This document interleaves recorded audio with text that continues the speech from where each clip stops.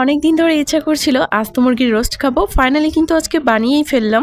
বানানোর পদ্ধতিটা কিন্তু একেবারেই সহজ। আর এখানে মুরগিটা যে আমি নিয়েছি এটা কিন্তু 1 থেকে 1.5 কেজির মধ্যে নিতে হবে, তাহলে আসল টেস্টটা পাবে। কারণ বড় মুরগি দিয়ে বানালে কিন্তু খেতে ততটা ভালো হয় না। 1 থেকে 1.5 কেজির মধ্যে নিলেই কিন্তু খেতে ভালো লাগে।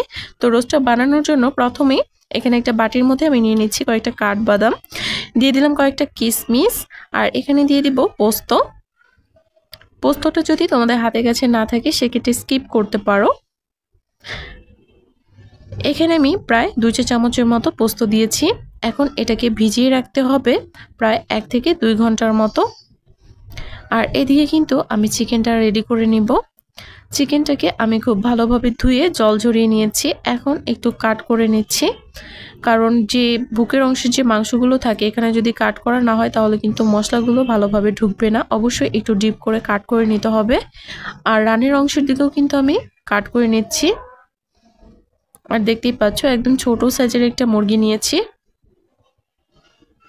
এখন আমি এখানে এক এক করে মশলাগুলো দিয়ে দিব। প্রথমেই আমি এখানে দিয়ে দিলাম লঙ্কার গুঁড়ো। লঙ্কার গুঁড়োটা যার যার পছন্দ অনুযায়ী দিবে। যারা ঝাল খেতে বেশি পছন্দ করো তারা পরিমাণে আরও বাড়িয়েও দিতে পারো, তবে আমি এখানে 1 চা চামচ ভর্তি করে দিয়েছি। দিয়ে দিয়েছি এখানে স্বাদ মতো লবণ, আর 2 টুকরা লেবু চিপে দিয়ে দিচ্ছি। লেবুটা অবশ্যই দেওয়ার চেষ্টা করবে। আর তারপর আমি এখানে দিয়ে দিচ্ছি 1 চা চামচ আদা রসুন বাটা। এখানে আমি সবকিছু একটু অল্প পরিমাণেই দিয়েছি, কারণ পরবর্তীতে কিন্তু এখানে আমি আরও মশলা অ্যাড করব।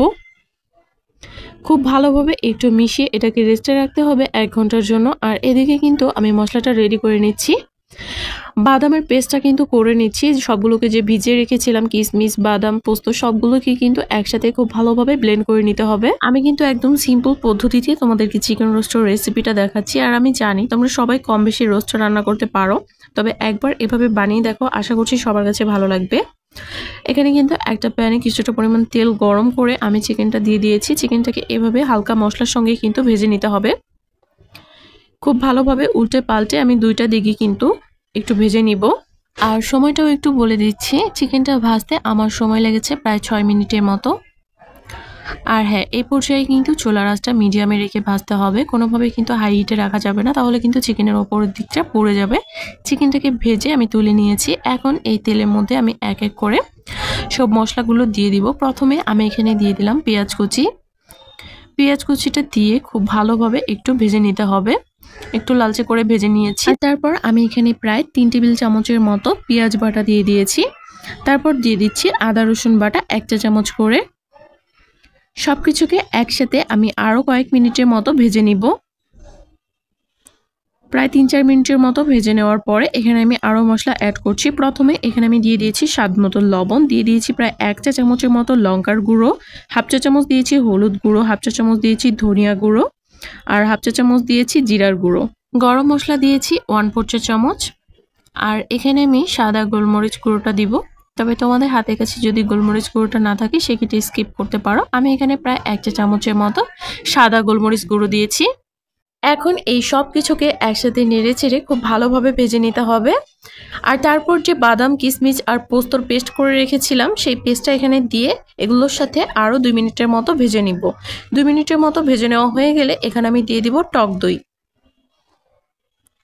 টক দইটা দিয়ে নেড়ে চেড়ে আরও প্রায় 2 মিনিটের মতো ভেজে নিব। আর তারপরে কিন্তু এখানে আমি কাঁচা লঙ্কা দিয়ে দিলাম।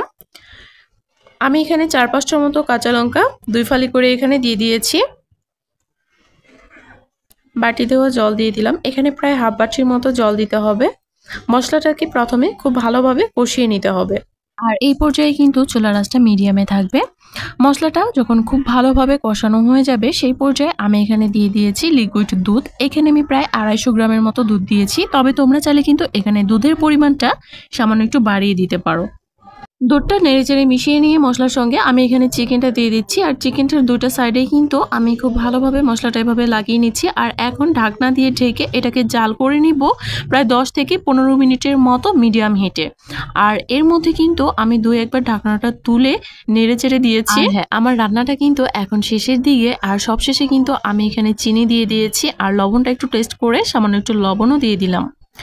খুব ভালোভাবে চিকেনটাকে উল্টে পাল্টে কিন্তু আমি জাল করে নিয়েছি। মধ্যেও কিন্তু 2 বারের মতো আমি চিকেনটাকে উল্টে দিয়েছি, কারণ যেহেতু আমি এখানে আস্ত চিকেন নিয়েছি। যখন গ্রেভিটা ঘন হয়ে আসবে সেই পর্যায়ে কিন্তু চুলা থেকে নামিয়ে নিতে হবে। আর এখানে আমি পরিবেশনও করে নিয়েছি প্লেন পোলাওয়ের সাথে। অনেকেই কিন্তু আছে বিভিন্ন পেজ থেকে অর্ডার করো, তো তোমরা কিন্তু এভাবে আস্ত মুরগির রোস্ট ঘরেই বানিয়ে নিতে পারো। ভিডিওটি ভালো লাগলে অবশ্যই একটা শেয়ার দিয়ে পাশে থাকবে। আজকের মতো এ পর্যন্তই। সবাই ভালো থাকবে, দেখা হবে নতুন ভিডিওতে।